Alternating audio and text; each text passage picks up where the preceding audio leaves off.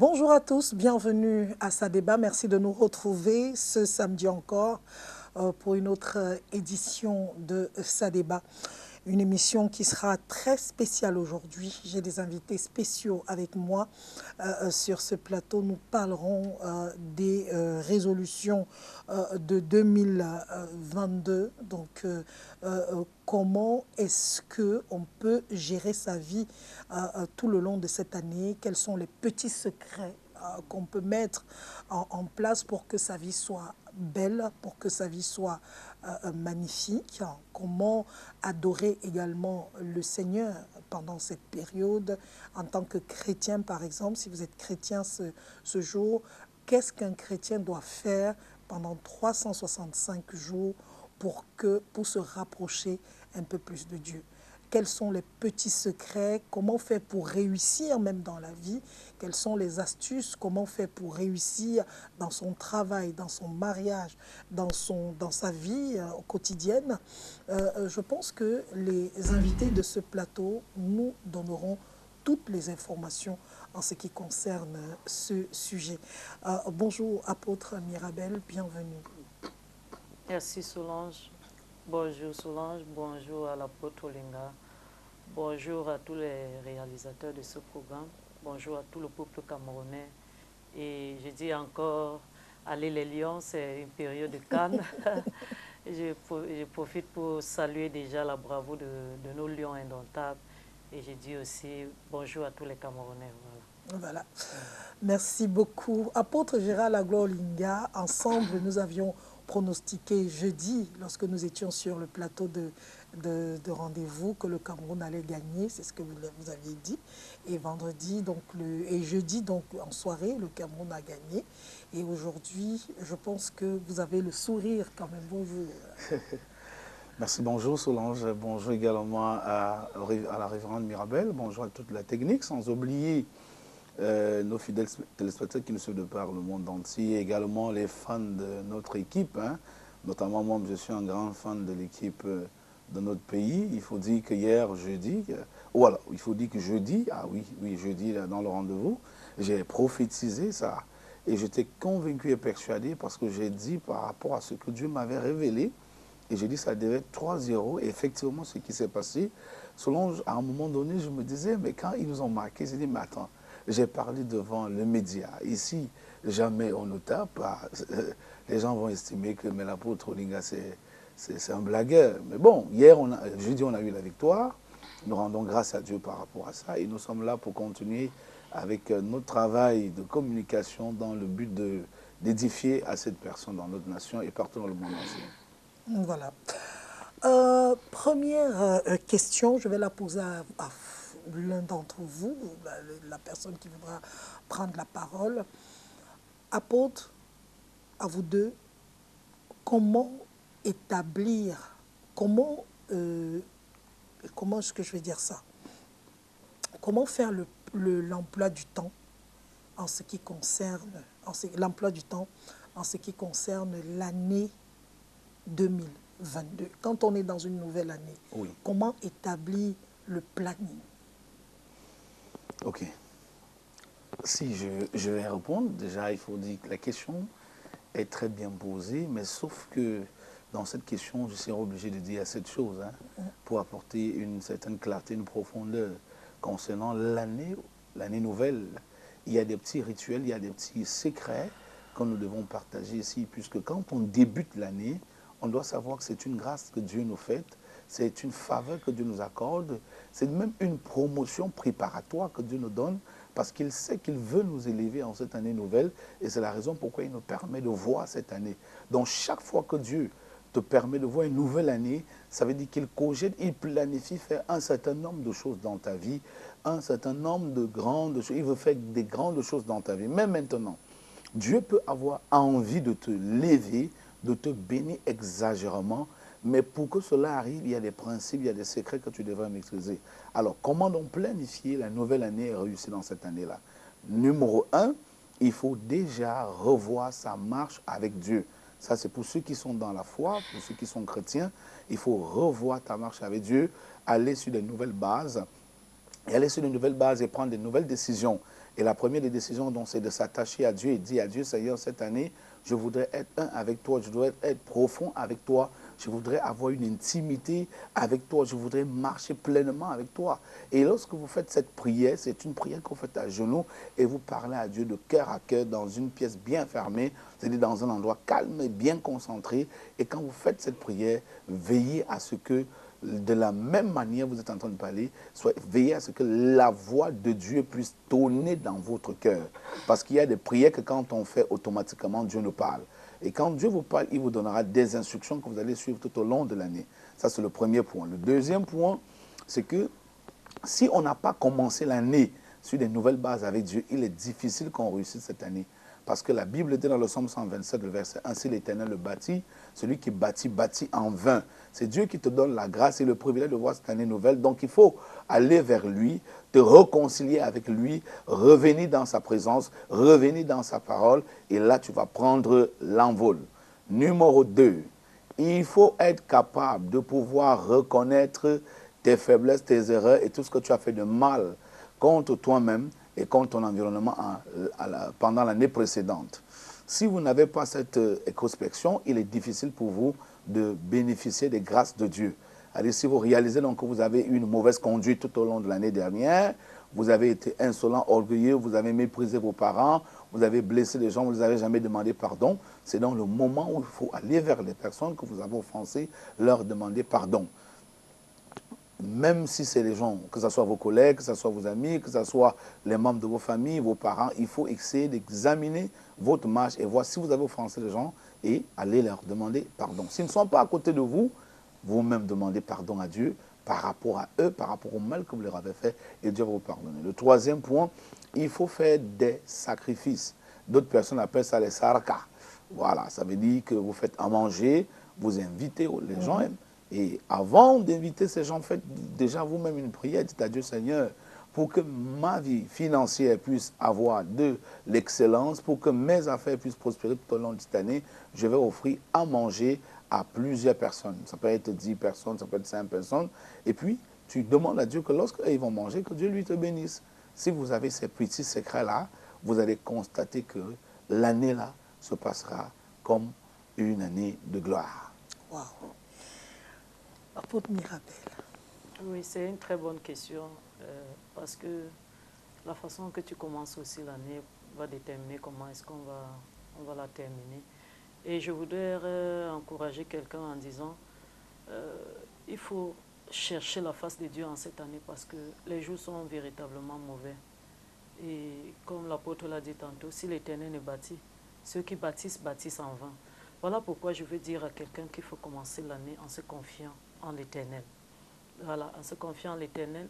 Et pour passer une bonne année, il faut déjà regarder les années antécédentes pour savoir qu'est-ce qui n'a pas marché et savoir rectifier le tir. Voilà. Parce que une année, la Bible dit un jour en instruit un autre. Ça veut dire que l'année qui est passée doit me donner les leçons pour cette année qui est venue. Et chercher à savoir qu'est-ce qui a été faille et chercher à rectifier le tir. Parce que si déjà nous ne pouvons pas réaliser des choses qui nous font tomber et couper avec, on n'avance pas du tout. Je parle à quelqu'un ce matin en disant que, comme Josué le disait, moi et ma famille, nous servirons l'Éternel. Je suis en train de dire à quelqu'un que cette année, non seulement tu confies ta famille, tu te confies à l'Éternel et tu le laisses te guider. Parce qu'il y en a qui suivent le Seigneur, mais qui ne veulent pas laisser le Seigneur les guider aussi. Ça, c'est déjà un deuxième point. Et la troisième chose maintenant, c'est que tout ce qui... Il y a des personnes que l'année n'a pas été bonne pour eux parce qu'ils ont été aussi très, très désordonnés. Très, très, je le dis. Parce que, plan financier, si tu as eu à faire beaucoup de dépenses, tu ne peux pas t'en sortir. Tu ne peux pas t'en sortir. Tu regardes des choses qui t'ont... Vraiment, des choses qui sont en train de te ramener en arrière. Tu réduis avec. Maintenant, la deuxième chose, c'est qu'il y a des personnes qui ont besoin de faire la paix avec les gens. De faire la paix parce que sans la paix, ils ne peuvent pas avancer. Ayons l'humilité de demander pardon quand nous avons mal fait, afin que cela nous donne l'occasion de pouvoir avancer sans problème. Parce que c'est aussi ça, il y a des personnes qui n'arrivent pas à avancer parce qu'on les retient aussi à raison. À raison parce qu'ils ont aussi offensé les autres. Donc, cette année qui commence, l'humilité d'aller vers quelqu'un qui t'a offensé, au fait, quelqu'un que tu as offensé et reconnaît ton tort. Demande-lui pardon, afin que cette personne ne soit pas un obstacle. Je disais à quelqu'un l'autre jour que la Bible déclare que si tu veux offrir ton offrande et que tu t'aperçois que tu as un problème avec ton frère, dépose ton offrande, va vers ton frère, demande-lui pardon de peur qu'il ne te traîne devant un juge et que tu n'aies à payer pour sortir. Les juges ne sont pas seulement physiques, ils sont aussi spirituels. Un frère peut accuser un autre avait raison et Dieu va vouloir que ce tort soit réparé. De la même manière que nous pouvons, qu'il y a les juges physiques, et aussi les juges, Dieu aussi est un juge. Voilà pourquoi je veux dire à quelqu'un, commence ton année avec la paix. Commence vraiment ton année avec la paix. Mais justement, vous êtes en train de parler en disant commence ton année avec la paix. Mais est-ce que c'est facile de descendre de son piédestal et non seulement de descendre de son piédestal, mais de rentrer jusqu'à aller demander pardon à quelqu'un? Nous, on se connaît. Tu viens de demander pardon à quelqu'un avec l'orgueil qui est dans les cœurs, là. Mais Solange, est-ce que je demande pardon pour faire plaisir à quelqu'un? Je demande pardon parce que sans ça, moi, je n'avance pas. Donc, c'est la personne qui demande même pardon qui est favorisée. Hein. C'est même pas la personne à qui on demande pardon. Parce que je ne demande pas pardon, je suis une prisonnière. Quand j'offense quelqu'un, je dois tout faire pour réparer, à moins que c'est la personne qui refuse que cela soit réparé. Mais en fait, quand on est en tort, on doit tout faire pour réparer le tort. Parce que devant Dieu, on est dans les problèmes. La Bible dit pardonner aux autres. Et aussi, quand nous ne pardonnons pas aussi, nous sommes en difficulté. Parce que la Bible dit pardonnez comme vous aussi.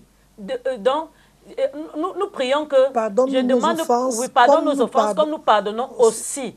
Cela signifie que moi, quand je n'ai pas l'esprit de pardon, moi aussi, je ne serai pas pardonné. Donc, c'est un deal. Pardonner les autres aussi, c'est dire à Dieu que oui, moi aussi, je peux t'offenser ou je peux offenser quelqu'un auquel j'aurais besoin aussi de m'humilier à un moment donné. À dire qu'on se sent grand, on ne se sent pas grand quand on se sent buté. Parce que beaucoup aujourd'hui préfèrent mourir dans leur orgueil que d'aller s'humilier. Nous voyons le roi David qui est allé devant Dieu, il a demandé pardon, qui a eu le courage de demander pardon quand il a connu la femme de quelqu'un. Pour un autre même devant le prophète, il n'allait même pas reconnaître qu'il est allé vers la femme de quelqu'un. Mais il a eu cette humilité de reconnaître qu'il a péché. Il n'a pas caché, il a reconnu que lui, il a péché. Mais aujourd'hui, beaucoup, quand ils font mal, ils préfèrent même cumuler, c'est-à-dire faute sur faute, frustrés et comme ça. Beaucoup de personnes, j'ai souvent dit aux gens que vous parlez même de l'esprit de rejet. En fait même, c'est ton comportement même parfois qui te rejette, qui te repousse des autres. Parce que plus on frustre les gens, on n'arrange pas, on repousse les gens. Tu vois un peu? Voilà pourquoi je vais dire à quelqu'un, cette année qui commence, là où tu sais que tu as mal fait, demande pardon. Là où tu reconnais que c'est les autres qui ont besoin, qui t'ont offensé et qui reviennent vers toi, pardonne-les afin de commencer une très bonne année avec l'amour. La Bible dit rechercher la paix avec tous, sans lequel personne de nous ne verra Dieu. C'est pour dire que quelqu'un qui n'aime pas la paix n'aime pas Dieu. Oui. Voilà. Apôtre Gérald Aglo Olinga, on se rend compte, malheureusement aujourd'hui, on se rend compte que le pardon, on reste toujours dans ça, parce que je voudrais qu'on s'arrête un petit moment. Le pardon est la chose la plus difficile, non seulement à dire, mais à faire même, à accepter même. Il y a même les artistes du monde qui ont sorti des chansons sur « Sorry seems to be the hardest word »,« It's sorry to say I'm sorry »,« It's difficult to say I'm sorry »,« It's hard to say I'm sorry ». Beaucoup de chansons où les gens ont dit vraiment le pardon est très dur. Mais apôtre, comment venir vers quelqu'un et lui demander pardon? De façon sincère, il faut dire que c'est un exercice qui n'est pas du tout facile. Ça, il faut le dire. Surtout quand on est rempli d'orgueil. Pourquoi déjà c'est pas facile? Parce que tout être humain contient en lui un minimum d'orgueil naturel. Oui. Et ça fait que dans cet esprit-là, pour certains, quand c'est à moins 50, c'est facile. Mais si ça tombe sur quelqu'un que son orgueil flotte à 98%, c'est encore plus difficile. Mais la vérité que nous devons savoir, c'est qu'il y a des choses sur lesquelles nous sommes condamnés Pourquoi? Parce que notre bonheur en dépend.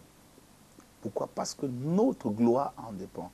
Voyez-vous, si vous avez des gens que vous gardez dans votre cœur, ou alors vous avez des gens que vous avez offensés, aussi longtemps que ces personnes restent sans recevoir votre pardon, vos excuses, ils vous accusent dans leurs pensées. Et chaque fois qu'ils vous accusent, chaque fois qu'ils vous en veulent dans leur conscience, cela dégage des énergies qui orientent vers vous des égrégores maléfiques. Alors vous allez donc, à un moment donné, réaliser que dans plusieurs aspects de votre vie, les choses ne marchent pas, les choses n'avancent pas, et puis vous allez accuser d'autres personnes. C'est ma tante qui me bloque, c'est mon oncle qui me bloque, c'est mon grand-père qui est assis sur ma vie. On a dit que c'est la femme de mon père qui ne veut pas que j'accouche. On a dit, et tellement on a dit. Oh, le véritable problème, c'est que tu n'arrives pas à t'humilier pour aller demander pardon. Alors, peut-être certains ne sont même pas conscients parce qu'ils ne maîtrisent pas ce code que nous sommes en train de dérouler. Mais à partir d'aujourd'hui, prenez donc conscience que si vous avez offensé plusieurs personnes, voyez-vous, si vous avez offensé une personne, sa colère peut faire venir sur vous et contre vous 10 000 démons. Si vous avez donc offensé 10 000 personnes, voyez le nombre de démons qui peuvent se déchaîner contre votre destinée.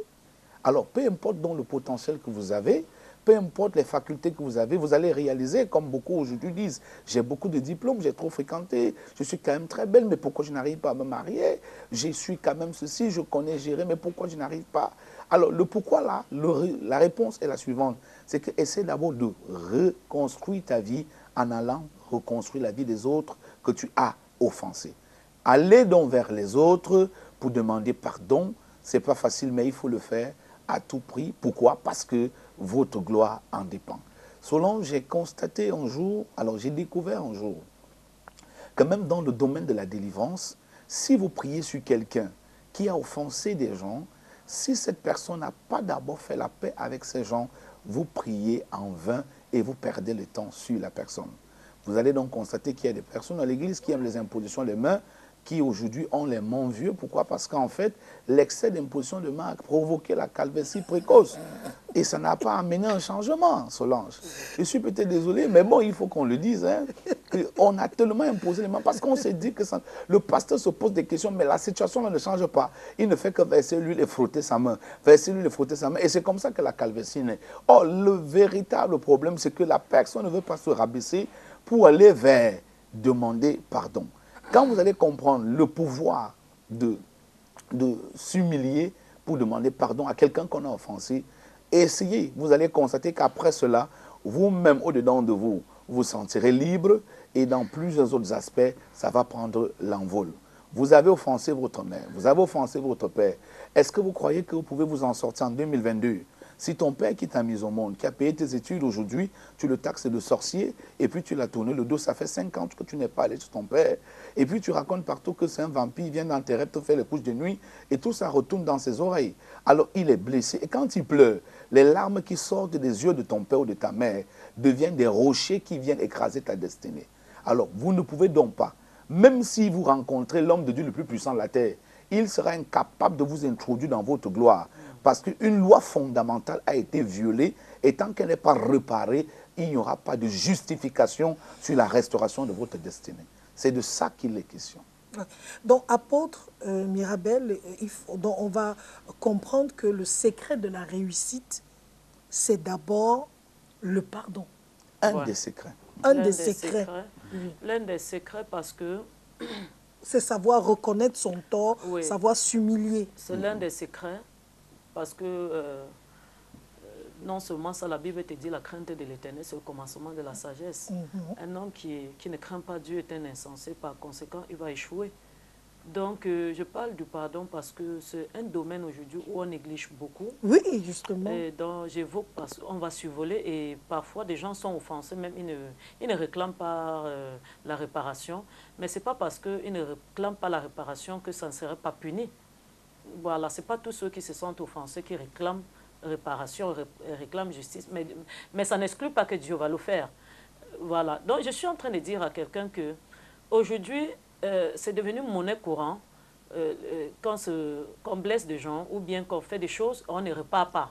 que ce soit vis-à-vis des parents, entre des frères, des amis, des collègues. Et on laisse ça comme ça. On laisse ça comme ça, on laisse ça comme ça. Puis, bon, je dis souvent que le fait qu'on rit et qu'on parle n'exclut pas que tu as offensé quelqu'un. Parce que la preuve en est que Dieu a été capable de se venger d'une histoire qui a duré plus de 400 ans. Pour dire que le fait qu'il s'était tué ne voulait pas dire qu'il est passé dessus. Et par conséquent, donc, je veux dire ceci, c'est que apprenons à ne pas survoler, mais à traiter les choses à partir des racines. Voilà.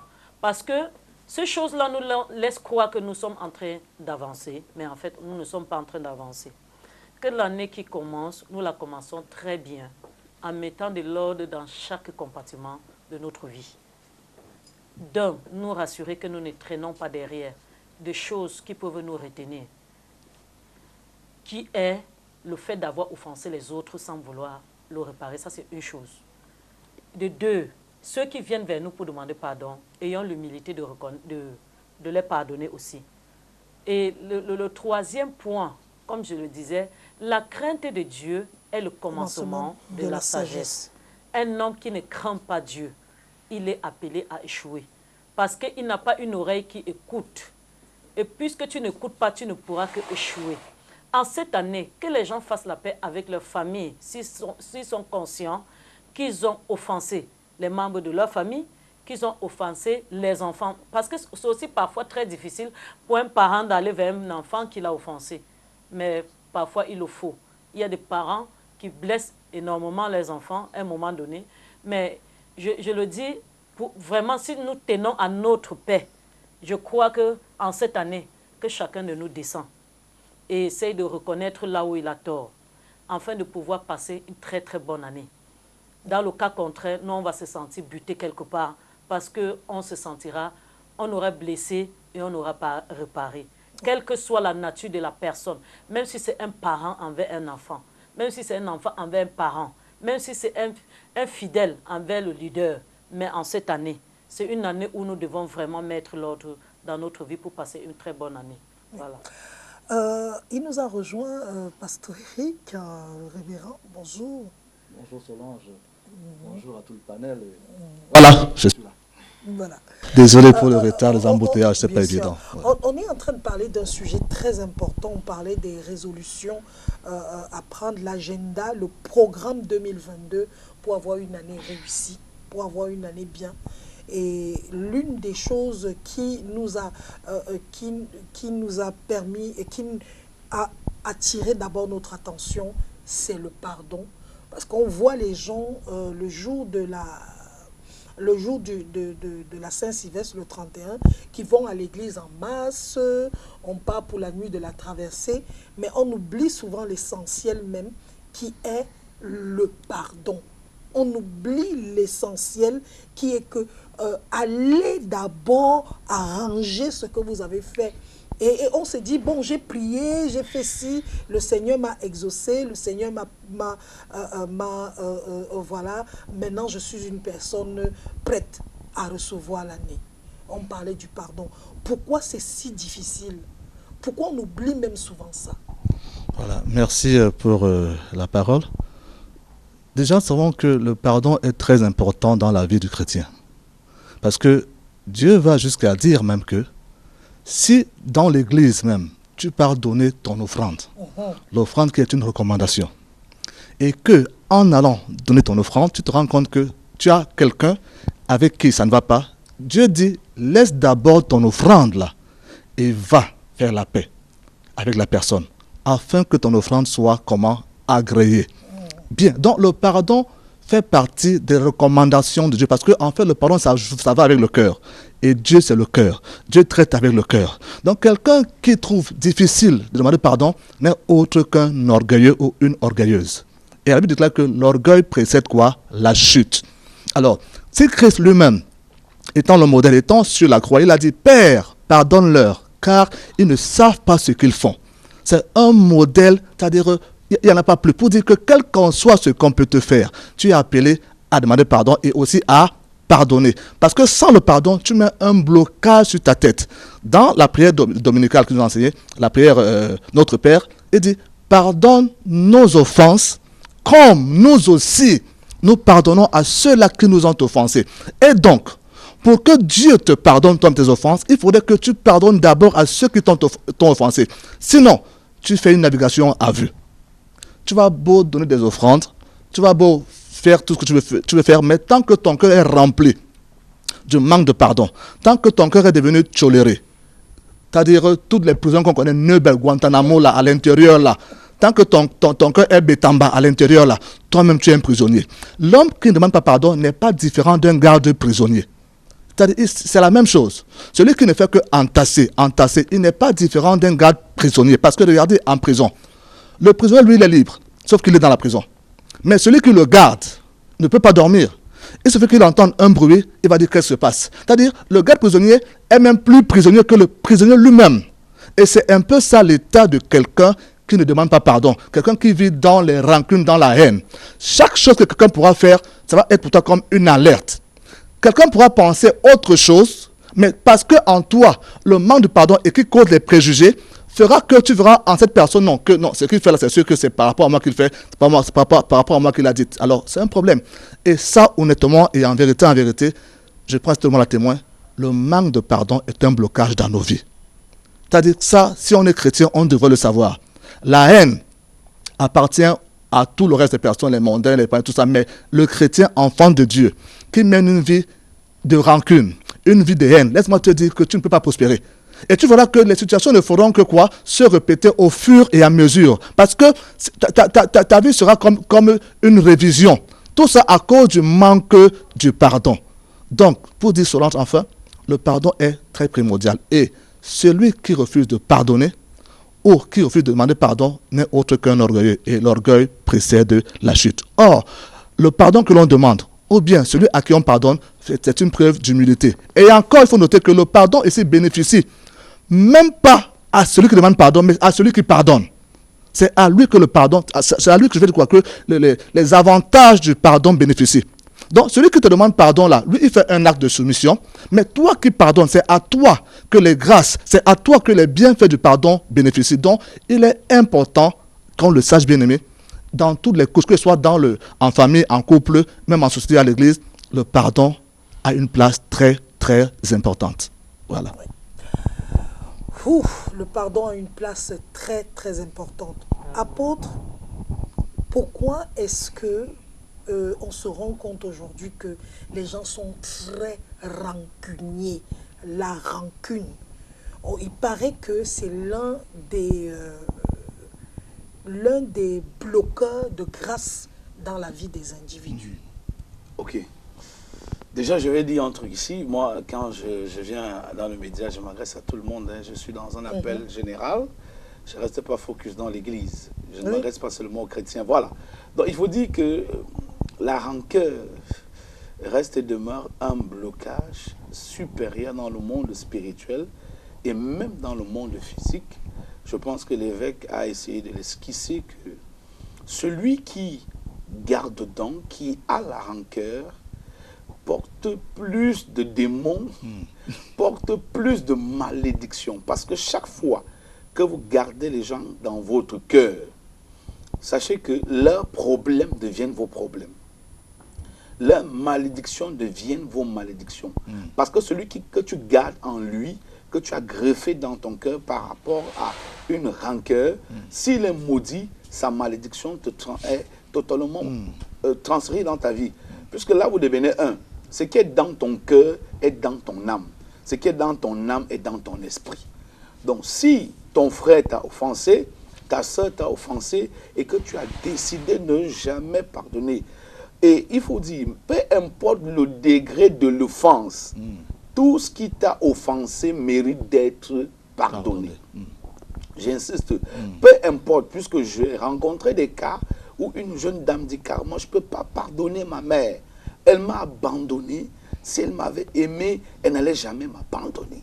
depuis 40 ans, je vis seule. Ce n'est pas aujourd'hui qu'elle va se présenter pour dire qu'elle est ma mère. Je ne peux jamais là. Donc, peu importe, quand vous confessez cela, sachez que plus tard, même si aujourd'hui vous avez le vent en poupe, avec le temps, ces obstacles, cette haine, cette rancœur va devenir dans votre vie le moyen par lequel le diable va passer pour détruire votre avenir. Et même votre progéniture. Parce qu'une rancœur entretenue pendant des années engage l'arrivée des mauvais esprits dans votre vie et sur votre descendance. Voyez un papa qui dort dans une maison avec ses enfants et qui a une haine énorme contre sa sœur, contre sa femme, et il est dans cette même maison. L'énergie négative de cette haine se transmet sur les enfants et ça donne l'accès à d'autres malédictions parce que les gens ne maîtrisent pas le fonctionnement des éléments spirituels.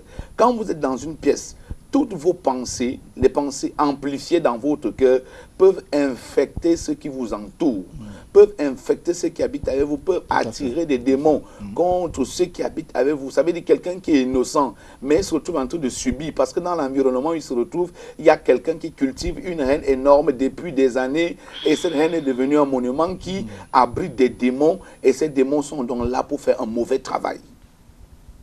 Donc toi qui nous écoutes, que tu sois dans une église ou pas, c'est une loi universelle. Celui qui garde dedans devient un magasin de démons. Il faut libérer. Vous allez constater que les gens qui ont généralement cultivé l'esprit de la haine, c'est des gens plus tard qui ont des problèmes, qui développent toujours des maladies bizarres. Pourquoi? Parce qu'en fait, ces maladies ont l'accès dans leur vie par rapport à la convocation démoniaque établie par la rancœur cultivée. Quand la rancœur est cultivée, elle entraîne beaucoup de massacres. Donc, vous ferez mieux. C'est vrai que ce n'est pas facile, mais c'est le diable parfois qui nous empêche aussi de libérer les gens dans nos cœurs parce qu'ils cherchent les atomes crochus qui peuvent lui donner le feu vert pour écraser notre avenir. Donc, soyez sages, soyez véritablement sages et ne laissez pas l'ennemi manipuler votre pensée en disant pourquoi tu veux pardonner la personne là, pourquoi tu veux libérer la personne de ton cœur. Continue à garder dans. Et on peut même te faire croire que c'est le fait de garder dans à la personne que sa vie va souffrir. Parce que parfois, il y a des gens qui estiment que quand quelqu'un t'a fait trop de mal, tu veux aussi que le mal retourne contre la personne. Et tu as l'idée que si tu gardes dans à la personne longtemps, c'est comme ça que sa vie va souffrir. Détrompez-vous. C'est quand tu gardes dans à quelqu'un longtemps que ta vie souffre et non sa vie. Parce que Dieu peut se lever pour justifier la personne, pour l'épargner, pour le délivrer, même si lui t'a offensé. Peut-être il l'a fait même inconsciemment. Mais toi, tu es là, dans ton cœur, en train de l'écraser tous les jours. Oh, tu es en train d'écraser ton avenir. Donc, il faut faire gaffe. Merci. Oui. Comment comprendre aujourd'hui, apôtre Mirabel, on dit que le manque de pardon, comment on dit ça, quand quelqu'un garde dans... Il y a un mot spécial, le manque de pardon, je viens d'utiliser ça avec l'apôtre. Quand on est rancunier. Voilà, quand quelqu'un est rancunier, il y a des maladies. On dit que quand quelqu'un est rancunier, il y a des maladies qu'il crée en lui, comme le cancer, comme l'estomac, l'hypertension, les nerfs, etc. Nous savons tout ça, mais pourquoi est-ce que les gens continuent toujours à être si... Donc, moi, je ne peux pas, même si on me tue, je ne peux pas pardonner. Non, mais c'est une erreur. Pour moi, ma philosophie, c'est même que je n'attends même pas qu'on vienne me demander pardon pour pardonner. Non. Parce que c'est un fardeau que tu traînes sur ton dos. Hein. Je dis bien un fardeau. Et quand il y a manque de pardon, il y a murmure. Et le reste suit. Et tu vas engendrer des maladies cardiovasculaires pour rien. N'attendons même pas qu'on vienne nous demander pardon. Si quelqu'un t'offense, il y a même des personnes que si tu attends même toute ta vie, ne viendront jamais demander pardon. C'est mieux que toi-même tu décharges ça sur ton dos et tu avances. Nous devons le comprendre parce qu'il y a des personnes qui disent tant que tu ne viens pas me demander pardon, si et ça, non. Si tu t'aperçois que quelqu'un t'offense et il n'a pas en lui cette nature de venir demander pardon ou bien même qu'il ne réalise même pas qu'il te fait du mal. Parce qu'il y a des personnes, comme l'apôtre l'a dit, ils ne réalisent même pas. Il y a des personnes qui ne réalisent même pas qu'ils font mal. Pour eux, ce qu'ils font, c'est bien, c'est correct. C'est comme ça, c'est leur façon de voir les choses. Mais chez toi, ça t'offense. Bon, maintenant, c'est à toi de prendre la résolution de sortir de de cette impasse-là. Donc, retire cela de ton cœur et prends les mesures pour ne plus te retrouver dans cette condition-là. Parce que si tu sais qu'ici, là, avec telle personne, c'est toujours la même chose. Il y a des personnes que, même si tu fais quoi, ils vont toujours t'insulter, c'est leur nature. Ils ne savent pas parler sans insulter les gens. Il y a des personnes comme ça. Il y a des personnes qui ne savent pas se tenir droit. C'est leur nature. Alors, c'est à toi maintenant d'éviter de te retrouver dans cette situation. Donc, n'attendons pas toujours que les gens viennent nous demander pardon pour que nous pardonnons. Mais, une fois que tu réalises que quelqu'un t'a offensé, et même si la personne ne revient pas vers toi, toi-même, retire ça déjà de ton cœur. Fais tout ce qui est possible pour enlever cela de ton cœur pour pouvoir avancer. Parce que là, tu vas traîner un fardeau sur ton cœur qui va t'empêcher de courir normalement. Imagine un peu un athlète qui veut faire une course maintenant, qui a les fardeaux sur son dos. Il ne pourra pas courir convenablement parce qu'il y a des fardeaux sur son dos. Or, toi-même, s'il n'y a pas quelqu'un pour t'aider, toi-même, efforce-toi à jeter ça, à retirer cela de toi. N'attendons pas toujours qu'on vienne nous demander pardon. Mais nous-mêmes, apprenons à lâcher prise pour pouvoir avancer. C'est très, très important. Il y a des personnes que si tu attends qu'ils viennent même te demander pardon, ils ne viendront jamais. Même s'ils réalisent, d'autres ne réalisent pas et d'autres réalisent même, ne le feront pas. Voilà. Prenons un peu le cas de Ninive. Ninive avait péché. Et la Bible déclare que Dieu avait envoyé Jonas là-bas pour lui demander de se repentir. Et Dieu dit quelque chose à Jonas qui était très important. Que c'est un peuple qui ne connaît même pas d'ailleurs discerner sa gauche de sa droite. Donc il y a des personnes comme ça qui sont tellement maladroites. Il y a des personnes que pour eux, ils croient même te faire du bien. Il y a quelqu'un que même pour te saluer, te dit salaud. Mais regarde-moi l'imbécile là. Il est comme ça et tu n'y peux rien. Et si tu veux prendre en considération ses actions à tout moment, tu es buté. Donc en cette année, j'ai dit pour que vraiment nous passons une bonne année, nous-mêmes nous devons apprendre à enlever de nos vies de choses que nous-mêmes nous voyons que ça ne nous aide pas à avancer. Ça ne nous aide pas à... Donc que ce soit le manque de pardon ou toute autre chose. Bien aimé, en cette année, si tu veux passer une bonne année, commence toi-même à enlever tout faux fardeau de ta vie. Et pour que cela t'aide à pouvoir mener une bonne course en cette année 2022. Voilà. Voilà. 2023. 2022. 2022. Cette année 2022. Il y a quoi?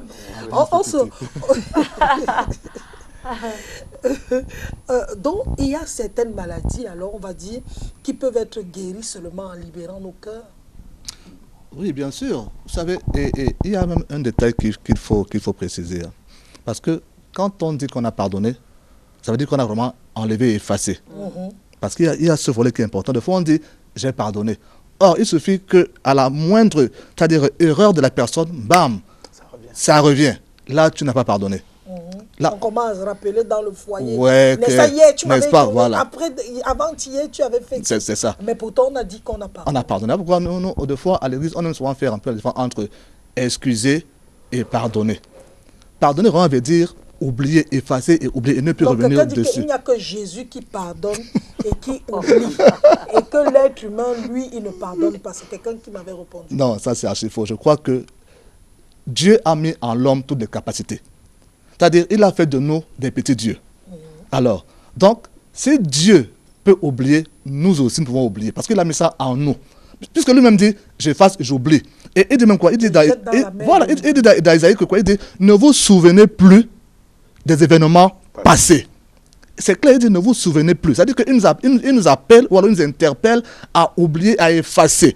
Donc, l'homme a la capacité de pardonner, qui veut dire effacer et oublier, rendre tout neuf. Ça, c'est possible. Mais maintenant, quand tu fais un faux pardon, qui est un genre d'excuse, tu dis, ok, j'ai pardonné, mais pourtant, au fond, tu as gardé. Là, sans te mentir, c'est comme quelqu'un qui a pris quelque chose et a mis aux archives.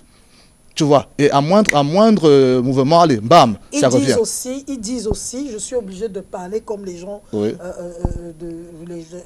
Monsieur, madame, tout le monde. On ne peut, un verre brisé, même si tu le recolles, il y aura des fissures. Un verre brisé, même si tu le recolles, il y aura des fissures. Ce qui est vrai, c'est le verre qui est brisé. Mais au moins, en le recollant, on dit souvent que quoi? Que essaie de recoller les morceaux. D'accord? Et pas parce qu'on a recollé le verre qui veut dire qu'on va boire dans le même verre. Ok? On peut recoller. Et d'un il devient verre. même encore plus beau. Plus beau. C'est un design. Un design. C'est un design. Oui. Tout à l'heure, pour Jeanne Mme Mirabel, effectivement, on peut pardonner, mais ça ne veut pas dire qu'en pardonnant, on reprend encore les mêmes choses. Non. Donc, le verre peut être cassé, mais on prend le temps, on le recolle, et il devient, comme tu as dit, un design, un monument, un souvenir. C'est-à-dire que c'est beau, mais cependant, on ne l'utilise plus. OK? Mais est-ce que je pose une question encore, Bishop Eric. Est-ce qu'il peut m'arriver de pardonner à quelqu'un, ça c'est vous, chacun prendra la parole après Bishop Eric, de pardonner à quelqu'un, mais de se refuser de causer avec de refuser de redevenir ami avec la personne. La personne était mon ami, m'a offensé, m'a fait du mal, est venue vers moi, m'a dit pardonne-moi. Je lui dis ok maman, je t'ai pardonné et j'enlève ça sincèrement de mon cœur. Mais est-ce que je suis obligé de reprendre encore mes relations avec la même personne comme avant? C'est ce que je venais de dire à l'instant, parlant du verre qu'on a recollé, mais ça ne veut pas dire qu'on va encore le réutiliser. Et donc, connaissant, et ça je rejoins encore la peau de Mirabel, connaissant la personne, vous voyez, il y a des gens que, tu sais, on dit en français que les mêmes causes produisent les mêmes effets. Donc, connaissant que celui-ci il est comme ça, mieux tu le mets. Mieux, je le mets à côté. Ou alors moi, je trouve des stratégies. Tu vois un peu. Mais pourtant, ça... On peut se saluer. Non, très bien, on mange même ensemble. Mais Mais seulement, c'est-à-dire que, je vais dire quoi, l'intimité qu'il y avait, la confiance qu'il y avait, ne peut plus être la même. Parce que toi, à peine je te dis ma chose, bam, c'est sorti au quartier. C'est ta nature. Il y a des gens comme ça, à peine tu lui confies ton secret, tu dis c'est ma quota, c'est mon complice, tout ce que tu as dans le secret se retrouve au quartier. Alors quand tu le sais, alors ça veut dire quoi? Tu restes mon ami, mais je ne peux plus te confier mes secrets, de peur que ça se retrouve sur la place publique. Vous voyez un peu. Donc oui, Solange, on peut pardonner, mais tout en ne plus reprenant, je vais dire quoi, la relation intégrale à 100% avec la personne, ou alors du moins dans le domaine dans lequel il y a eu des clashs. Parce qu'en fait, c'est ce qu'il faut faire. Quelqu'un peut avoir un défaut quelque part, mais pourtant ailleurs il est bien. Tu vois, il a peut-être il est trop dans le Congo, ça, c'est un défaut là-bas pour lui, mais ailleurs c'est un bon ami ou bien c'est une bonne personne. Donc il faut savoir donc faire cette différence-là, que toi, ton problème c'est que tu parles trop. Tu vois, je dis n'importe quoi. C'est-à-dire tu es toujours en train de prendre mes secrets et tu les sors, donc, et ça me blesse. Donc dans ce cas, dans le cas de nos confidences, non, je mets une croix dessus. Mais cependant, tu restes mon ami, tu restes ma personne, on peut monter ensemble, manger ensemble, voilà. Mais cependant, dans le côté là, je mets une croix. Voilà. Apôtre Gérald Agbo-Olinga, est-ce que c'est comme ça que ça doit se passer? Bon, il faut dire que nous sommes dans un débat, donc ça peut débattre quelque part. Lorsque l'évêque dit qu'il y a des gens, quand ils disent qu'ils ont pardonné, et puis après, ils reviennent encore, ils commencent à dire que non, tu m'avais fait. C'est vrai que pardonner veut dire oublier. Mais il y a tout un mécanisme, hein, parce que l'homme a trois parties, c'est ce qu'on nous a appris à l'école, la métaphysique, la tripartie de l'esprit, l'âme et le corps. Quand vous entendez parler de la guérison de l'âme, c'est quoi? C'est-à-dire qu'il y a des traumatismes, il y a des chocs qui ne restent pas dans le niveau mental de l'homme, ça veut dire dans le niveau de l'intellect de l'homme, mais qui entrent et qui s'enracinent dans ton âme. Et quand ça s'enracine dans ton âme, tu peux dire à la personne, je te pardonne. Mais la blessure reste profonde dans l'âme. Il faut un autre procédé jusqu'à ce que la blessure là soit pensée, qu'elle soit guérie complètement. Si la personne vous a pardonné, il est donc possible que quelqu'un dise que je vous ai pardonné, mais au-dedans de lui, il y a encore la gêne, il y a encore une gêne au-dedans de lui. Cette gêne ne va pas partir de suite. Ça va prendre du temps. Si la personne peut se prendre elle-même en charge et demande à Dieu d'effacer la douleur là dans son âme, dans ce cas, oui, ça peut arriver. Mais si la personne n'a pas encore une certaine maturité, la personne vous dira, je vous ai pardonné. Et c'est ce qui se passe généralement dans les foyers où le mari ou l'épouse est immature. La femme dit, je t'ai pardonné, mais tu as encore fait ça. Tu avais fait ça en telle année. Et puis les femmes savent retenir les dates avec toutes les précisions historiques des douleurs qu'elles ont eues. Alors, dans ce cas, il faut comprendre que ce n'est pas qu'elle n'a pas pardonné, elle a pardonné, mais sauf que la blessure passée n'était même pas encore guérie, on a reproduit la même bêtise. Et ça crée donc un refoulement au-dedans d'elle, et tout ça revient dans son subconscient, et même dans sa conscience, elle commence à se rappeler de toutes les douleurs qu'elle a eues dans le passé.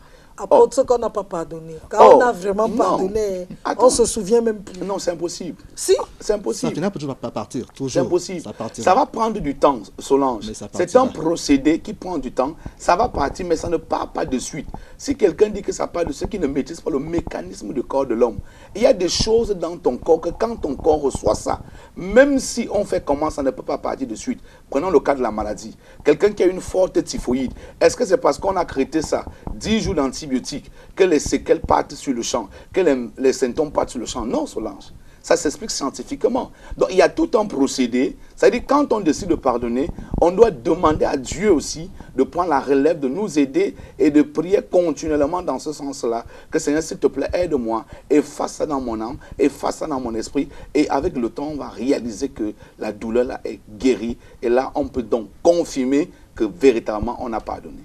Voilà. Apôtre, moi, je fais partie des gens qui, parfois, qui ont eu à être blessés, qui ont oublié, jusqu'à c'est les gens qui me rappellent même souvent que tel t'avait fait du mal. Comment tu repars encore avec la fille si qui t'avait fait ça? Je dis, ah, parce que moi, quand j'ai vraiment pardonné, j'oublie et j'avance. Je ne permets pas à mon cœur de rester avec les anciennes choses. Voilà, tu ne permets pas, c'est un mot français que tu utilises. Pourquoi?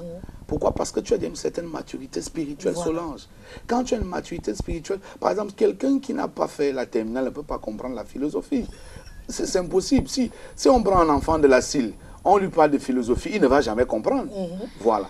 Donc c'est un mécanisme qui a une certaine promptitude sur ceux qui ont une certaine maturité.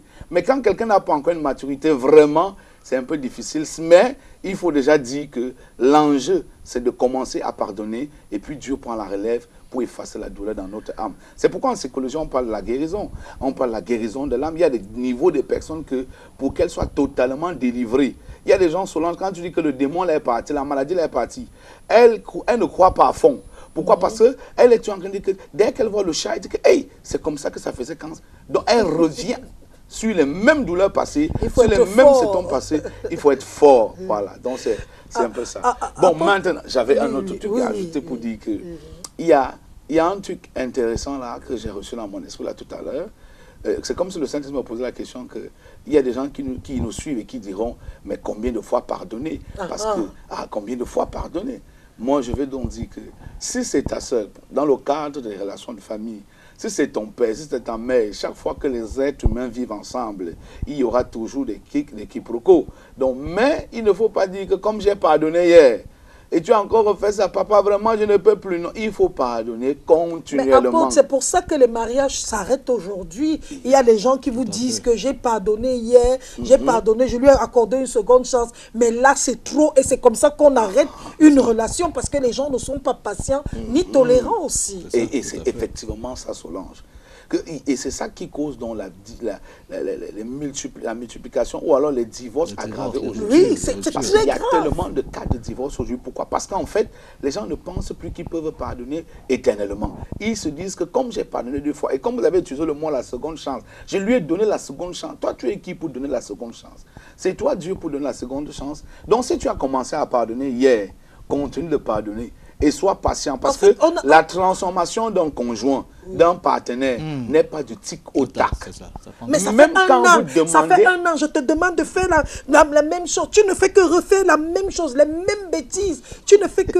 Et tu as envie de poser la question à la personne là que, mais mon frère, tu m'as trouvé 40 ans plus tard avec une attitude. Tu crois que ça va finir parce que tu as jeté ton regard sur moi? Non. Il faut du temps. Il faut du temps. Et pour ça, il faut la patience. Et la patience va ensemble avec le pardon. Si vous avez le pardon, vous devez fonctionner avec la patience. C'est de ça qu'il est question. Donc, j'appuie sur ce contexte pour dire, il faut pardonner. Si vous avez commencé à pardonner, continuez de pardonner et patienter en espérant qu'un jour, one day, un jour, le miracle va s'opérer. Et la question a été posée à Christ. Combien de fois faut-il pardonner? La question a été posée. Parce qu'eux-mêmes, ils se posaient la question. Parce que quand Jésus venait parler de pardon, là, ils sont venus vers lui, maman. Dis-nous la vérité. Combien de fois? Combien de fois? Il a dit 70 fois. C'est-à-dire qu'en fait, il voulait dire qu'il faut pardonner à l'infini. Parce que s'il faut compter 77 fois x 7. Mais c'est l'infini. C'est l'infini. C'est l'infini. Hein? C'est l'infini. Et en plus, tout à l'heure, comme tu disais, Solange, la femme se plaint ou l'homme se plaint. Mais il faut dire déjà que l'accusé, appelons ça ainsi, puisse même savoir de quoi il est question. Parce qu'il y a des gens que quand tu les reproches, eux ne voient pas de quoi est-ce qu'il est question. Et en ce temps, tu seras en train de te morfondre pour rien. Pour rien. Tu seras en train de garder là pour rien. Dire que alors que lui, il ne sait même pas de quoi est-ce qu'il est question. Oui. Apôtre Mirabel, il y a les hommes qui disent que je ne suis pas venu pour refaire ton éducation. Je ne veux pas une femme dont je dois refaire l'éducation. Si j'ai rencontré une femme, je veux une femme qui est déjà prête pour le mariage et non pour faire son éducation. Donc, si tu fais une fois, je laisse. 2 fois, je laisse. La 3e fois, on se sépare. Ah, d'accord. Donc, il n'est pas là. Ça dépend de ce qu'il appelle l'éducation. Il y a des familles qu'on leur a appris la brutalité. C'est leur genre d'éducation. Tout part par les injures. C'est même une façon pour eux de montrer qu'ils sont vraiment vivants. Oui, c'est l'argue du n'importe quoi et tout et tout. Donc, ça dépend du cadre dans lequel on a grandi. Parce que là, quelqu'un qui a grandi dans un ghetto a une habitude totalement différente d'un enfant qui a grandi dans un certain cadre. Bon, maintenant, quand vous vous rencontrez, il n'y a que l'amour. Parce que la Bible te dit l'amour supporte tout. L'amour croit tout. Quand on ne peut plus pardonner parfois, c'est que l'amour est parti. C'est parti. Parce que quand il y a amour, on se supporte. Mais quand l'amour part, tout part. Je veux déjà que les gens comprennent une chose. Les foyers qui se cassent aujourd'hui, il y a déjà le manque d'amour. Là, tu vas voir une femme, son mari, même c'est un bandit, mais elle continue à le supporter. Elle sait que c'est un malhonnête. Je me rappelle, je suis arrivée chez une dame, je demande son mari, elle dit, maman, il faut seulement laisser. Mon mari est très malhonnête. C'est comme ça qu'il est. Mais elle est toujours avec cet homme. Elle sait que c'est un homme malhonnête. Et elle sait vivre avec lui parce qu'elle aime cet homme. Nous devons comprendre une chose aujourd'hui, c'est que dans l'affaire de pardon, c'est dans le couple. C'est que quand l'amour aussi part, on ne supporte plus. Parce que la Bible déclare que l'amour supporte tout. Mais du moment où l'amour part, tout peut partir. Le manque de pardon peut partir. Le pardon part et le manque de pardon s'installe. Alors, nous devons comprendre une chose, c'est que voilà pourquoi la Bible nous dit que les commandements sont résumés en 2 mots, l'amour de Dieu et l'amour de son prochain. Quand je n'aime pas quelqu'un, ça devient même un peu difficile de le supporter. Donc, ce mot de pardon, ce problème de pardon se joint aussi au problème d'amour. Quand on n'aime pas quelqu'un, on ne veut plus, on ne veut pas le voir à côté de nous. Alors, et la deuxième chose, c'est que quelqu'un qui veut aller loin doit apprendre à se débarrasser de ses liens. Parce que quand tu gardes rancune à quelqu'un, tu aimerais être proche de la personne pour voir comment la personne va couler ou bien comment la personne va faire ceci. Or, si toi, tu te défères de ça, toi, tu vas abandonner. L'homme va te dire qu'il ne veut pas... Un homme qui te dit qu'il ne veut pas d'une femme qui va refaire son éducation, ça veut dire qu'il veut passer à autre chose. Il veut passer à autre chose. Dans le cas contraire, il se serait donné à fond pour que ça change. Quand quelqu'un te dit qu'il ne veut pas d'une femme qui doit, cela signifie, en un mot, la personne veut te dire qu'il veut passer à autre chose. Vice-versa. Alors, et tout cela résume, le résumé de ça, c'est le manque d'amour. Parce que la Bible nous dit même que Dieu a tant aimé le monde. On commence tout par l'amour, qu'il a donné son Fils unique, afin que quiconque croit ne périsse pas. Tout a commencé par l'amour. Pour que Dieu nous pardonne, il a fallu qu'il nous aime.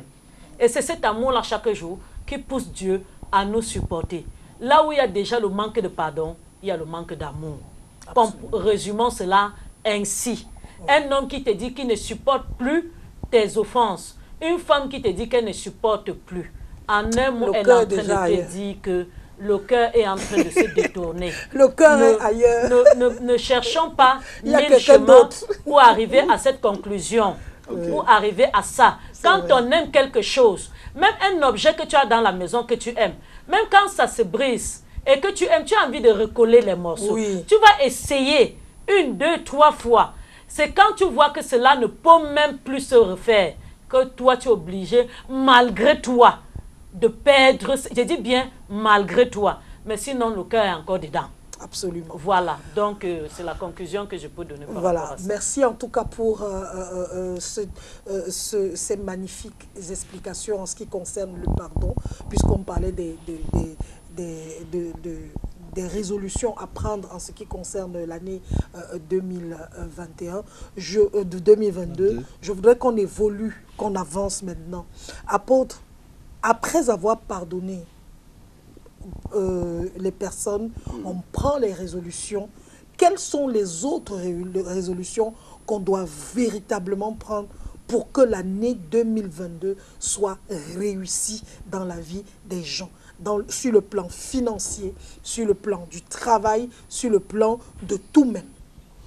Ok. Elle est profonde la question et la réponse sera profonde. Parce que les autres résolutions sont liées aux pratiques qui peuvent nous permettre d'émerger financièrement. Et d'abord, je reste sur l'émergence matérielle. Parce que c'est aussi ça une année. Hein, parce que quand on gravait sur une année, il faudrait bien qu'on fasse un bilan de ce qu'on a pu quand même faire matériellement parlant. Alors, voilà le secret que je vais donner. Vous savez, l'argent attire l'argent. Quand vous donnez la nourriture, vous attirez les bénédictions. Et beaucoup de gens ne savent pas que l'expression connue chez nous, les Bantous, le Saraka, c'est une expression qui a un sens. Le sens profond de l'expression, c'est le déclencheur des bénédictions. Et c'est un rituel, je vais le dire, qui est connu depuis les Juifs. Même les Juifs l'appliquent. Chaque fois qu'une année nouvelle commence, faites le maximum d'efforts d'organiser ce qu'on appelle l'agapé. Autour de vous, vous invitez quelques personnes. Ça dépend de vos moyens. Vous invitez quand même des gens et vous dites à Dieu, Seigneur, je voudrais faire ce sacrifice, je n'ai pas assez, mais je vais faire ce sacrifice pour que ces hommes, ces femmes qui viendront manger, de la même manière vont manger chez moi. Oh Dieu, bénis mon année, qu'en cette année, que j'ai aussi des personnes qui vont me soutenir financièrement, matériellement, que j'ai des portes financières qui vont m'accompagner dans le plan professionnel. Vous faites cette prière et puis vous invitez les gens.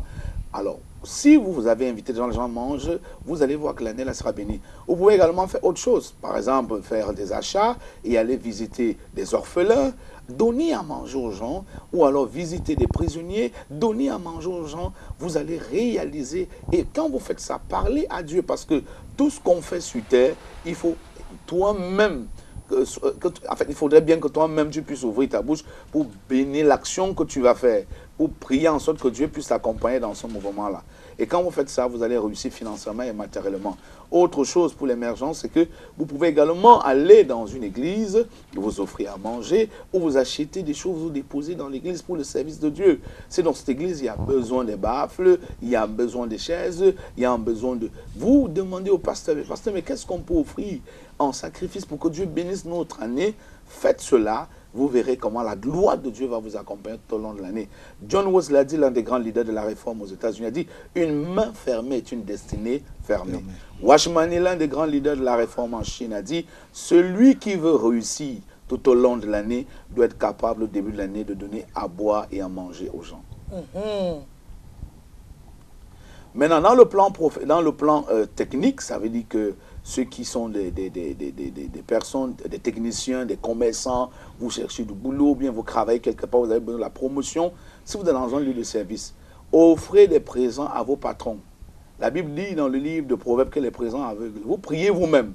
Ça, je vous donne les secrets là. Tu pries sur le paquet. Tu pries, tu dis à Dieu, Seigneur, je m'avais donné ça à mon patron. Je le fais de gaieté de cœur parce qu'il est quelqu'un de bien.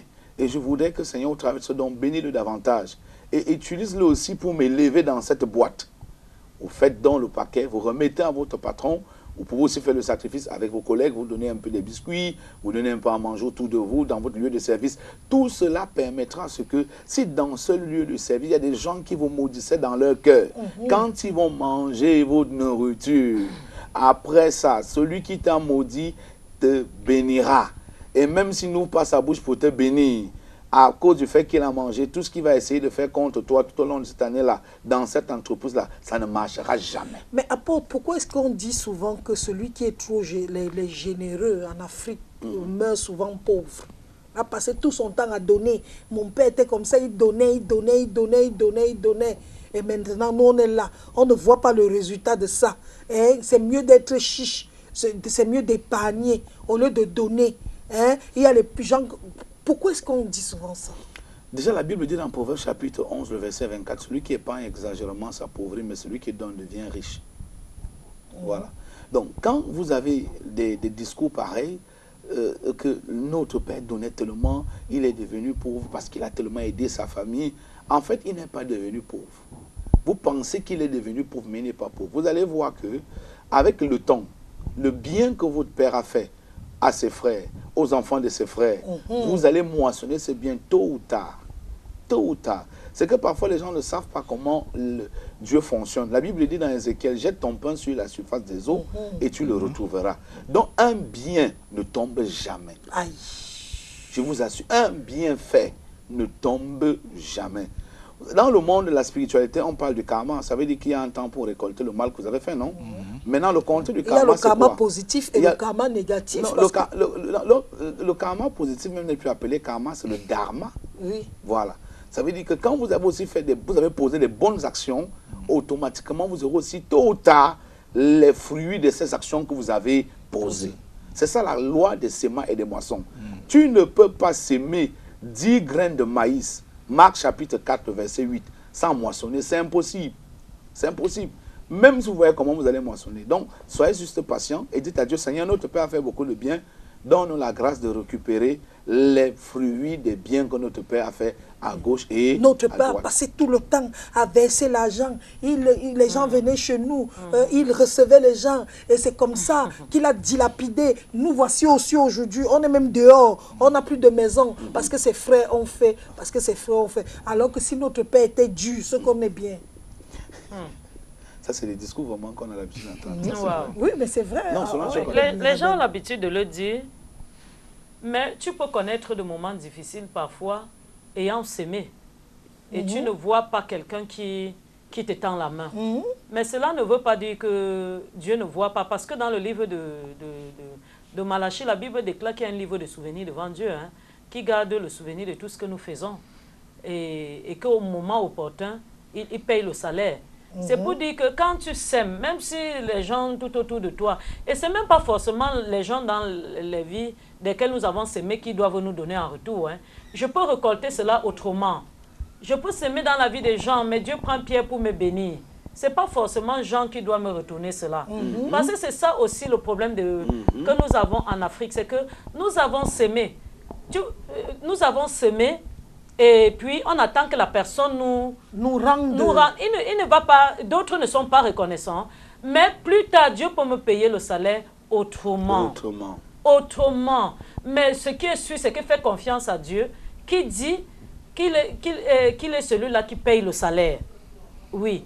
Alors, si quelqu'un a semé hier, ou bien ta famille a semé, et aujourd'hui, tu appelles tel cousin, aide-moi parce que ton père l'a fait, et il ne rend pas. Demande plutôt à Dieu de t'ouvrir les portes.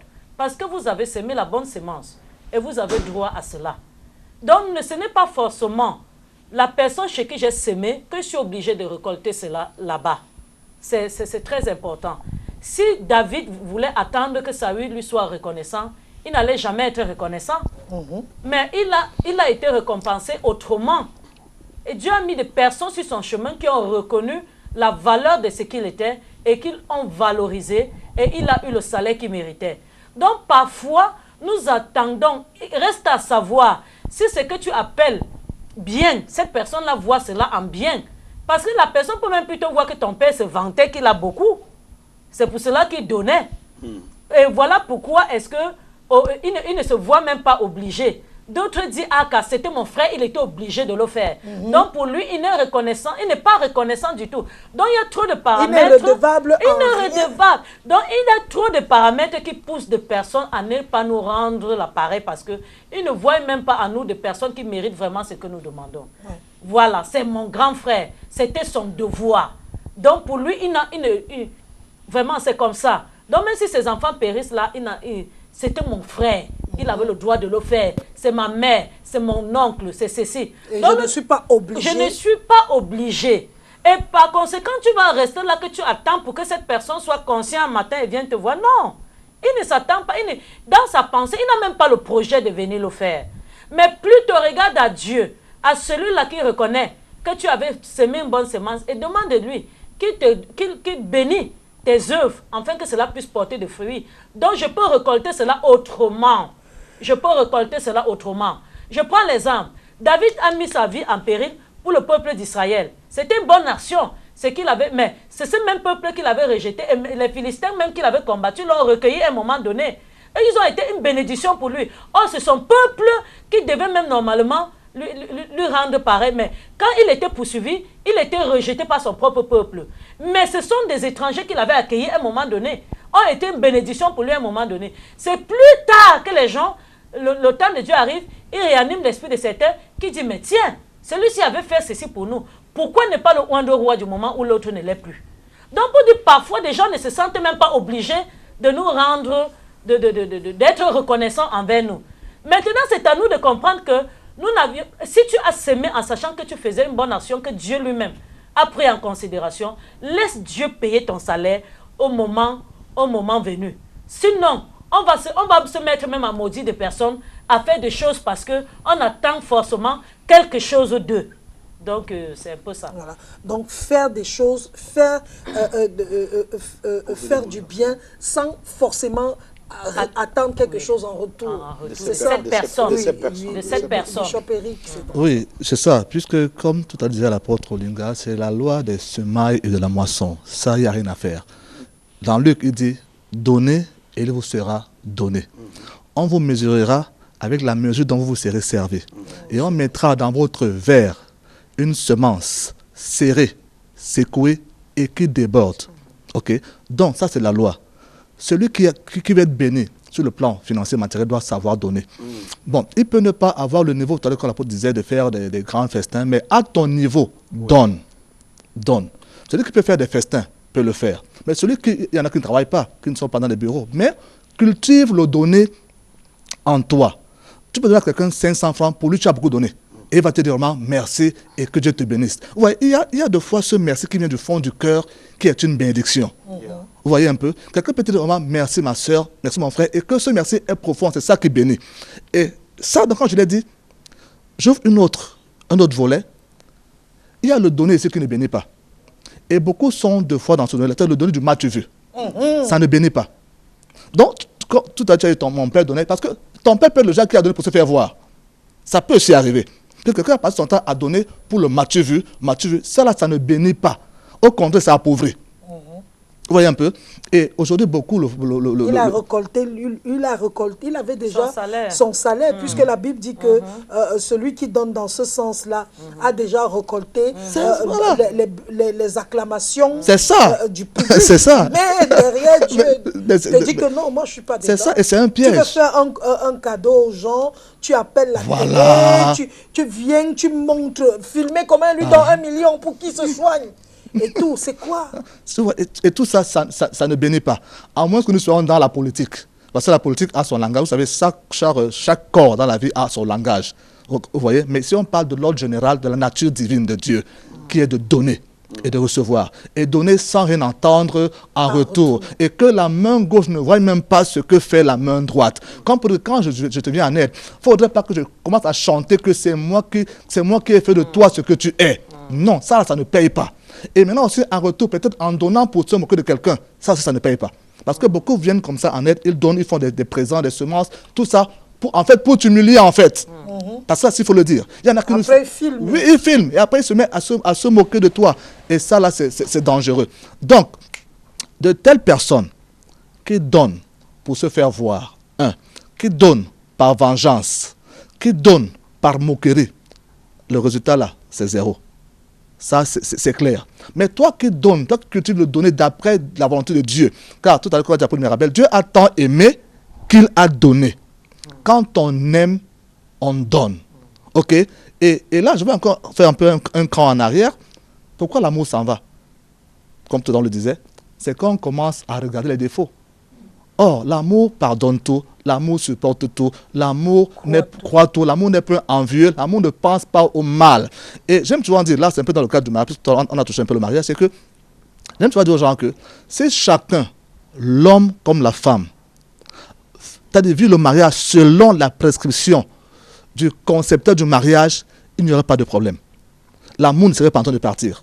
Parce que quand Dieu dit par exemple à l'homme, homme, aime ta femme. Il n'a pas dit, homme, aime ta femme si elle t'est soumise.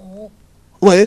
Il n'a pas dit, femme, sois soumise à ton mari. Si, avant d'abord ça qu'il t'aime. Non. Dieu n'a pas mis le si. Et c'est dans le si maintenant qui apporte donc souvent les problèmes dans les foyers. Parce que tu vois, une femme va dire, pour que je me soumette à mon mari, il faudrait d'abord qu'il me montre qu'il...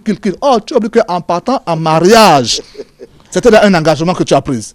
En partant en mariage, quand tu as signé là, c'est-à-dire que tu l'as pris tel qu'il est et tu as pris tel que tu es.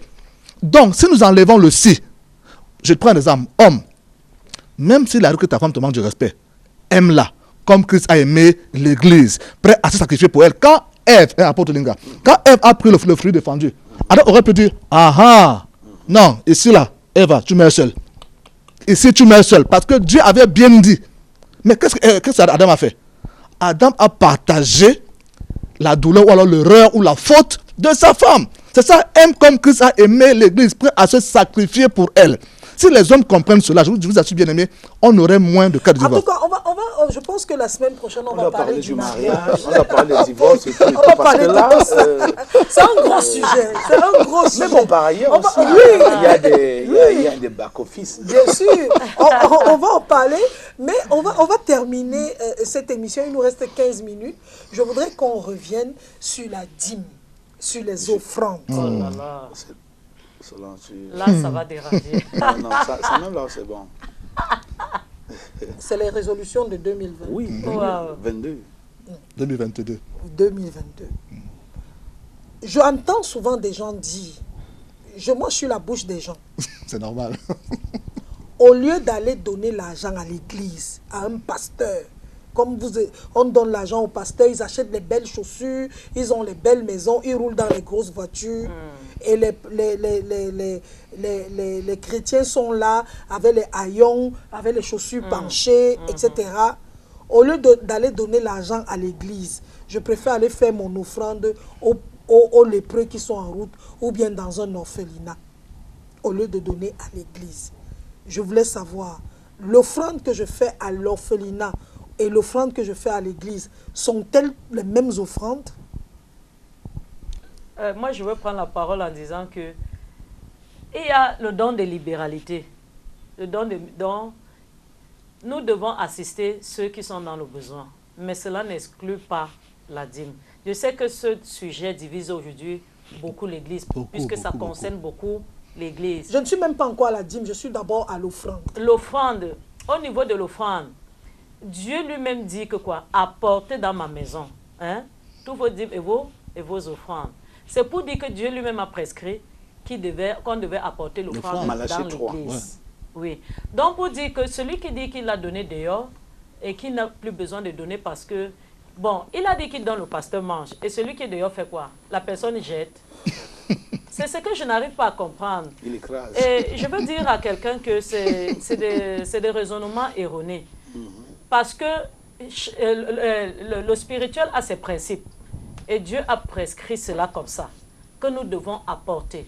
Qu'il mange ou qu'il fasse quoi de cela, notre ce n'est pas ton problème. C'est d'apporter. Comme je dis souvent. Ce qu'il fait de ça, ce n'est pas mon affaire.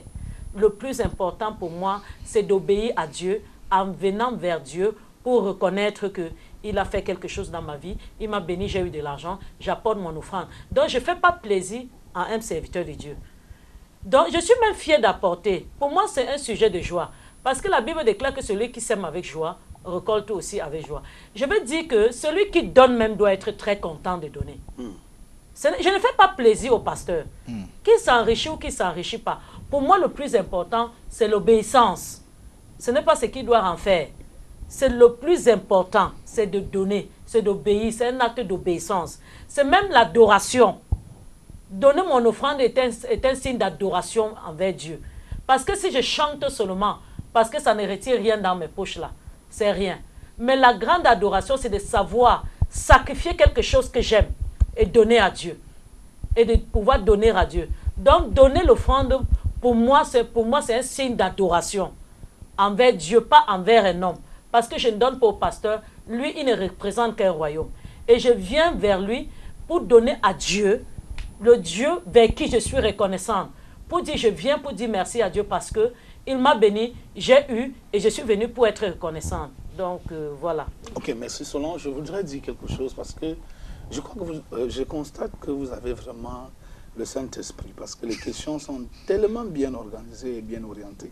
Alors, dans le principe de toutes les associations spirituelles, il dit que ça soit dans l'ecclésiologie, dans la religion traditionnelle, on a toujours l'obligation de donner son offrande, son sacrifice au maître de ce système. Quand on dit offrande, le mot offrande veut dire offrir à une divinité. Offrande, offrir à une divinité. Est-ce que donc donner à l'orphelinat, on a donné à une divinité? Non. Est-ce que donner à la prison, on a donné à une divinité? Non. Je reviens dans Malachie chapitre 3 qui dit apportez dans la maison des trésors toutes les dîmes et les offrandes. Solange, est-ce que vous savez que même à la franc-maçonnerie, ils apportent les dîmes. À la Rose 3, ils apportent les dîmes.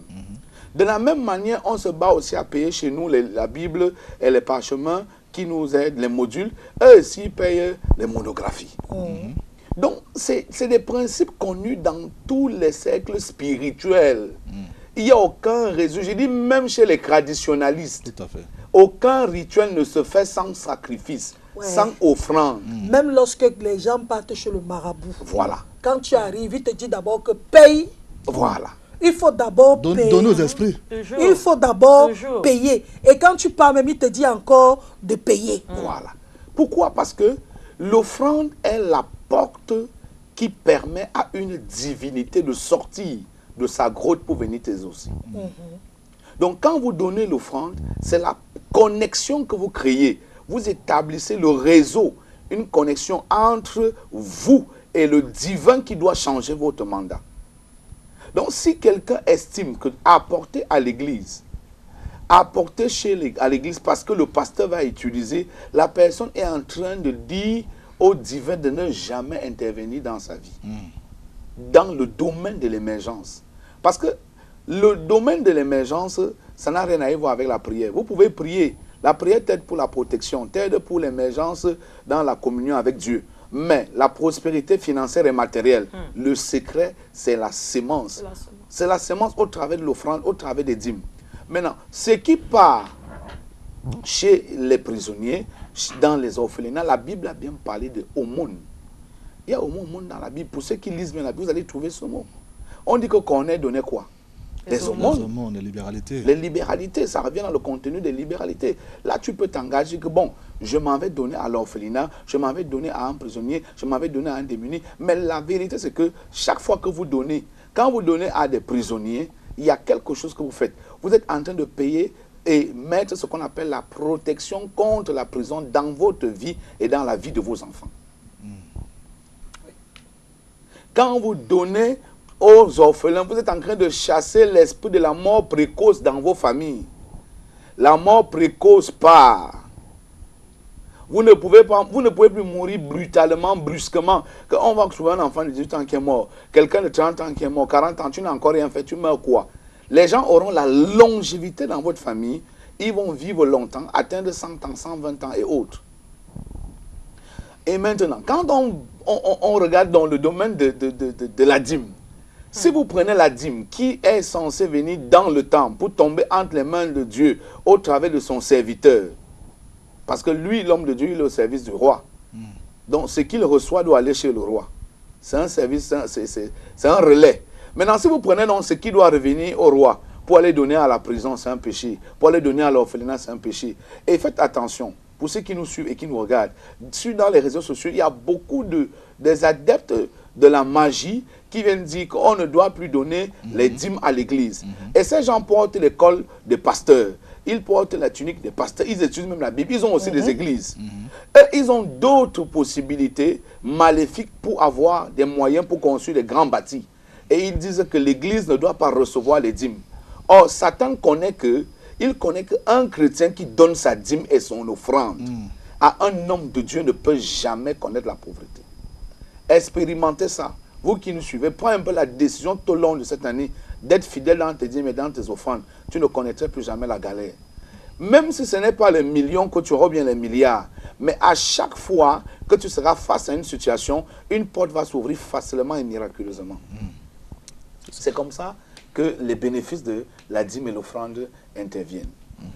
Et déjà même que Dieu a bien voulu depuis le commencement qu'il y ait un lieu qu'on appelle temple, dans lequel il faut aller l'adorer. Bien vrai que notre corps soit le temple du Saint-Esprit, mais il a bien voulu qu'il y ait un lieu de rassemblement. Et ça, c'est depuis l'église primitive.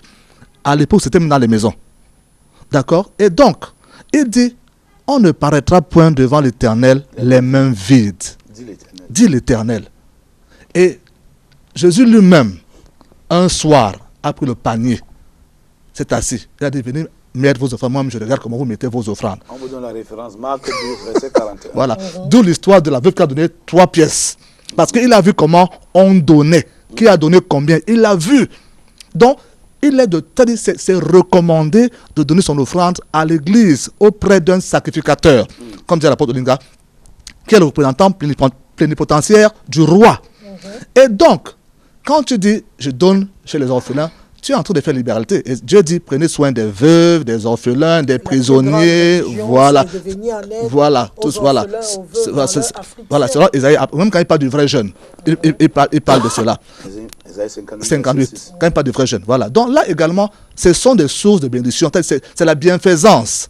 Tout à l'heure, comme on disait, quand tu donnes le merci que tu reçois est profond. Ce merci-là te bénit. Donc imagine que tu as donné à l'orphelinat. Il y a peut-être, c'est pas 50 enfants, mais tu as 50 merci. Tu as 50, Dieu te bénisse. Tout ça, ce sont des ondes positives que tu attires vers toi. Mais cependant, à Dieu, comme a dit l'apôtre Linga, on parle de l'offrande. On n'a pas dit l'argent. Oui, avec Dieu, ça a un langage bien précis. C'est vrai que c'est l'argent qu'on apporte pendant les quêtes, mais dans le plan de la divinité, on parle de l'offrande.